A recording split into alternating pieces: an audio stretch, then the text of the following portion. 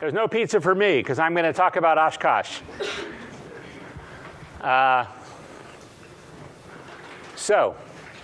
What is it? It's end of July every year at a physically big, but otherwise not very busy airport in Wisconsin. And about 10,000 airplanes come in. People camp out. People hang out. Usually at least 100,000 people a day. There's a C-17 cargo plane. A lot of experimentals. It's founded by the Experimental Aircraft Association. So there's a lot of people who are passionate about home building there. You can see all the airplanes parked. Yeah, there's 12,000 camping sites, 40,000 campers. There's 1,500 workshops and seminars that you can take to learn, or you can just walk around and talk to people and hang out. So I planned this trip for me and my friend Ray. He's a helicopter pilot from Ireland. And the idea was to fly to Niagara Falls and show them Niagara Falls. And on the way back, go up to Mackinac Island. They saw automobiles about 120 years ago, and they said, this is a terrible technology that'll ruin everything. They banned cars. The only powered vehicle you can legally have on Mackinac Island is an aircraft. They do have an airport. Anyway, in the back, and we were going to go to Toronto as well. So we had to get all this stuff ready for international flying. I had it all carefully planned out where we were going to have 540 pounds of stuff, which is right at the payload of the airplane with full fuel. But then Oksana, who was just here, she's an aerobatic pilot at East Coast Aero Club. She said she wanted to come too. So then we had to add a fuel stop. There's our merry band of 3 people. There's a whole bunch of camping gear in the back that you can't quite see. Oshkosh becomes temporarily the busiest airport in the world. And you might say, well, how can that be? O'Hare has more flights, but Oshkosh is only open about 10 hours a day because they close the airport at night, and they close it also for a few hours every afternoon for an air show. This is somebody's iPad, I think, screen capture of airplanes flying in and around Oshkosh. And these are only the ones with the newest ADS-B out transponders. So it doesn't show this is probably only 20% of the total airplanes. You have special arrival rules. If you're not a sissy, then you have to fly in visually, circle around until it's your turn, and then they'll tell you can't use the whole runway. You have to land on one of these dots. They'll say, land on the green dot. If you are a sissy, you file IFR, get your IFR reservation with this DOS-grade computer system, confirm it with this DOS-grade computer system that nobody else wants to deal with, and then you get the whole runway, and you just land. All right, here's a picture of the multifunction display. No, actually, I guess this was from FlightAware later. This shows that we diverted a bit. From Bedford, we ended up going up to Watertown, New York, so we could have, legally, we're instrument rated and everything, we could have flown through this, these rain showers, but it's always smarter just to go around if you can. Okay, so we flew over Niagara Falls, we landed, we had that whole runway to ourselves, about 10,000-foot runway, and it's actually oriented east-west, so we actually we could have done the same heading basically from Hanscom Field all the way to the end of the runway and where we turned off. You get there and there's just, 30 P-51 Mustangs right next to your tent. There are people building this one-week wonder, an RV kit, where you get to pull rivets. Oksana is actually here, and she can tell you about her experience helping to build that airplane. There's your B-1 bomber. I love the antiques. Here's one from the late 20s, a Lincoln Page airplane that has been recently restored and flying. There's that replica autogyro, beautiful Cessna 170. That's an old Piper Comanche there on the right. There's not a whole lot of helicopter action. There's a little bit. This is what's called a safari helicopter kit.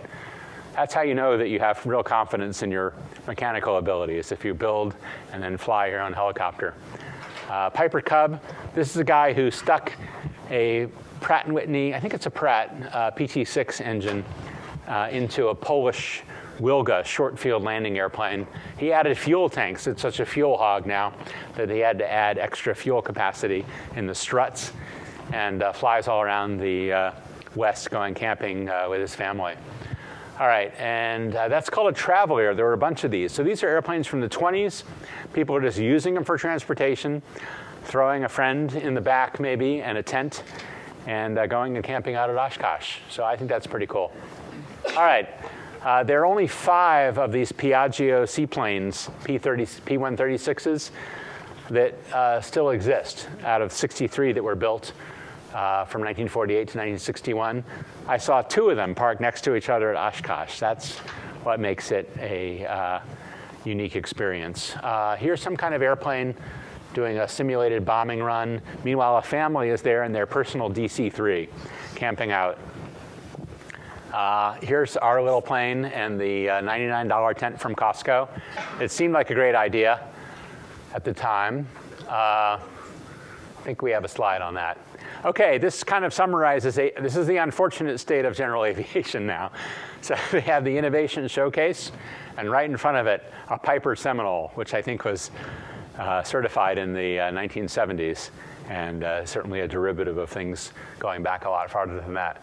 There were some interesting talks there, some heavy hitters. This guy, Pat Anderson, is a professor at Embry-Riddle, and he said actually that we haven't really seen anything in the electric aircraft world, because in the early days of jets, they just took these piston airframes and stuck a jet engine in them, and they didn't perform that differently from the piston fighters. But then, 5 years later, they had the swept wings and what we would recognize as the modern fighter jet. So the jet engine did completely transform the aircraft, but not immediately.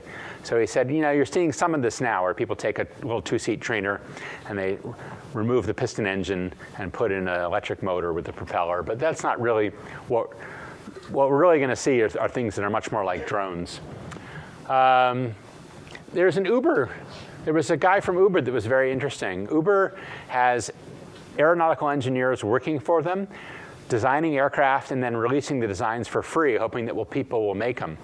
They're claiming that they're going to, I don't know, they got to pay somebody off in the government to make this happen. 2023, they say they're going to be operating in Los Angeles. Their idea is that the world is going to be so congested that people will pay up happily to hop over the congestion in relatively short hops. So Uber's putting a lot of money into this. They have some partners like Airbus, Pipistrel, the Slovenian company. We'll see what happens. So some round-the-world pilots were there. Actually, I don't know how many of you guys know this, but Matt Guthmiller, who was in MIT between freshman and sophomore years, became the youngest person ever to fly around the world in a Beechcraft Bonanza.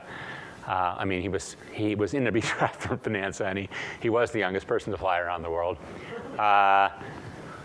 But there's also at Oshkosh, we met this guy, Dick Rutan, who flew around the world nonstop, unrefueled, in a plane designed by his brother, Burt Rutan. What else is Burt Rutan famous for besides designing aircraft? Does anybody know? What? There wasn't electric spacecraft. Spacecraft, that's true. But yeah, spacecraft and aircraft, but what else? Canard planes. Canard planes, those are airplanes. Climate change denial. Look it up. He's got like a 100-page book about the scientific fraud of climate change. But anyway, Dick Rutan, the other interesting thing is, before this 9-day flight, he was engaged to be married to Gina Yeager. And supposedly, what I heard was that at Oshkosh was that they have not spoken since they landed in 1986. So in 9 days, there can be quite a change in a relationship, apparently. We met this pilot, Shayesta Waiz. I don't know if that's the correct pronunciation. She grew up in California and learned to fly relatively recently, and she also flew a Bonanza all the way around the world over 145 days. So that was interesting. She actually said it gets a little bit easier once you're out over the ocean from a weather point of view. She said except for the intertropical convergence of the equator, most weather is kind of a phenomenon of being over land. To me, the most impressive round-the-world pilot, though, was actually an Italian guy that I met. He was in an Cirrus SR-22, and he just flies to Oshkosh every year. He just loads up in Italy, turns the key, and goes. Every year, flies over the Atlantic, and then flies back to Italy when it's over. So I thought, that is actually the coolest thing when it's not, even an adventure. You're not going to write about it. You're not going to build a web page. You're not going to say you're, changing the world or helping to achieve something. You're not going to set a record. You're just using your airplane for transportation. You want to get to Oshkosh, you have an airplane. So why should the fact that you're on a different continent stop you from doing it? A lot of people have stopped doing home projects, home repairs. So Oshkosh, they actually have people to teach kids, how to hammer, how to drill, how to cut sheet metal. There's a lot of great workshops there for kids. We were over by the Pioneer Airport and the museum. Here's the museum. They have a replica Wright Flyer, the whole area devoted to the Rutan designs. I don't know how many. I don't know how many the MIT spinoff Terrafugia. I guess I think it was at least 12 years ago. They said they were going to build a flying car. So I took a picture of this 1949 Taylor Aero car, which is actually a certificated flying car, and unfairly associated with Terrafugia. Okay, so this guy is kind of an inspiration, I think. Paul Poberezny, the founder of the Experimental Aircraft Association, he flew the most expensive and highest performance aircraft of the day. He flew the P-51 Mustang, the P-38 Lightning, and then he came home and said, well, what's cool to do after flying a 12,000-pound plus P-51 Mustang? Why not just go to the basement, get some plywood, nail it together, and build a really crummy plywood airplane? And that's what he did. So it just shows the joy. You don't have to have a high-performance, state-of-the-art airplane. If you build it yourself or you're goofing around, you can have fun, and he did. And he was a better pilot, than Oliver B, I'm sure, in his P-51. So that made me think, maybe we shouldn't be snobby about these home-built airplanes, because if it was good enough, Poberezny had fun with it. All right, so here's some examples of home-builts. Up at the left there's some kind of canard Velocity.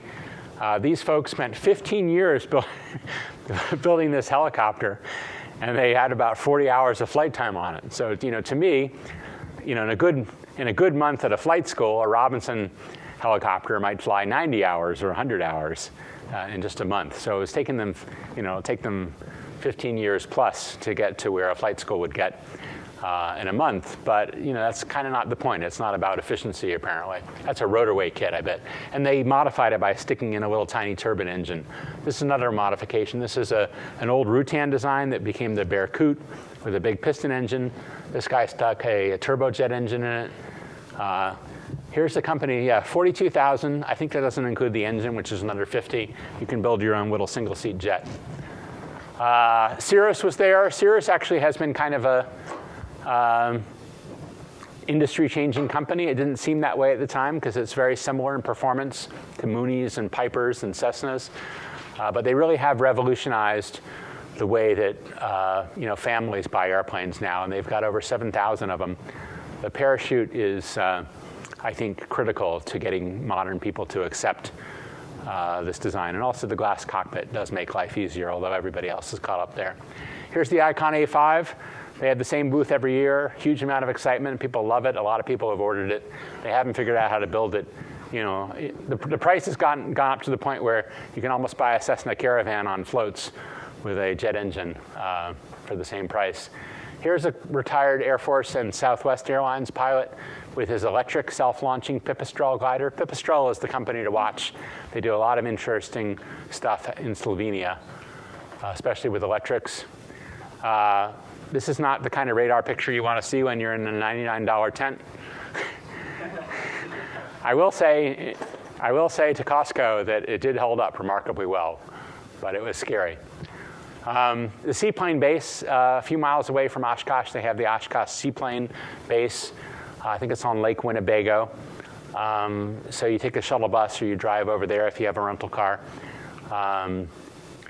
So you'll see, they call it the quiet part of Oshkosh. It's quiet because you only hear about 3 or 4 aircraft engines running at any one time, and maybe 2 takeoffs or landings. They have 4 hangars vendors. If you want to take your dog in an unpressurized airplane up to 18,000 feet, you can buy this kit. I don't know what our golden retriever would say about that. There's affinity groups, for different slices. Here's a woman who just for female pilots of Moonies. Air shows every day. My favorite acts actually were, I did like the Game Bird, that was cool. But I also like these first two were kind of regular family airplanes just being pushed to their limits. It wouldn't be legal just to go out and do that in a Baron because you can't do acrobatics, but he'll put it into experimental category and then just fly it right up to the G limits for which it was designed. And it's amazing to see what these ordinary family or business airplanes can do when pushed. One thing is interesting, about 150 Beechcraft aerobatic Bonanzas were built. They were strengthened, and it is legal to do aerobatics in your 4-seat Bonanza. Night air show, I guess that's worth showing. It is so unusual. They had explosives and fireworks mounted on aircraft, so they fly around at night shooting fireworks off. I guess you may have to view that on your own, which isn't so bad. A lot of warbirds. Everything from World War II is still flying pretty much at Oshkosh. That Grumman Tiger Cat on the right, I'd never even heard of that airplane until I saw it at Oshkosh. I think this is EAA's own B-17, which they fly around and sell rides in and stuff. Oh, and up on the top right is a flying 1/3 scale B-17 that some crazy guy spent 15 years building or more. That's EAA. Also, they have a B-29. Up there at the top right is my friend Eric with his personal, I guess he's in the foundation with a few other people, but he's essentially a personal DC-3. Oh, and he's flying that to Europe this year for the 50th anniversary of D-Day. Is it the 50th? No, it can't be. What? 75th, sorry. Thank you. I was a math undergrad. Good illustration of the value of a course 18 degree. And actually, when I was an undergrad, people said, how will you ever get a job if you're a math major? The engineers all said that. And we said, well, we can become actuaries. We can become actuaries. There was a group of folks who were passionate about warbirds down in the South, and they called their organization the Confederate Air Force. Well, they've had to change that now. Now they're the Commemorative Air Force, and they're big into, they brought the Tuskegee Airmen, some of the remaining P-51 guys from World War II there. I gave a talk with NOAA. That's Kate from NOAA, trying to get volunteer pilots to fly sea turtles back from Cape Cod and other northern places to Florida. Sunday morning, it was time to leave. For me, I saw 30% of what we'd hoped to see and 1% of what there was to see. As you can see from the right, that 1 week wonder is coming together. It actually did fly, I believe, on Sunday. So they got it built in 7 or 8 days. We went to Mackinac Island, beautiful place up near the Canadian border. Everything's horse-drawn or bicycle. A fun place to go in the airplane. We went and landed at the Toronto City Island Airport, which is right in front of downtown. We had Chinese food, saw the aquarium, landed back in Bedford. So we burned up 15 hours of Hobbs time, split by 3 people. That wouldn't be too horrible. It was about $3,000 at retail. Next year, I think it might be time to go JetBlue. So the summary is that even as the regulation has made light aircraft almost as expensive to operate, commercially at least, or for charter, as the big aircraft. But Oshkosh keeps growing every year. More people are passionate about it. So what you're seeing in the aircraft world is like the very high end and the very low end are kind of prospering. This is Oksana's thing. She asked everybody, like, what brings you to Oshkosh? And they always said, the people. I love talking to the people here. And I feel that way too. People go, year after year. There's a whole bunch of links here in the presentation. And finally, what I like most about it is, and the reason I'm going back, I think, is it's my safe space.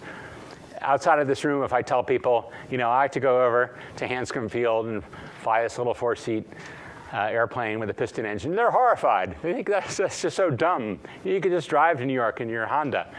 You could get a ticket on JetBlue for no money. Like, why would you do that? It's dumb. But Oshkosh is the one place where nobody will say that.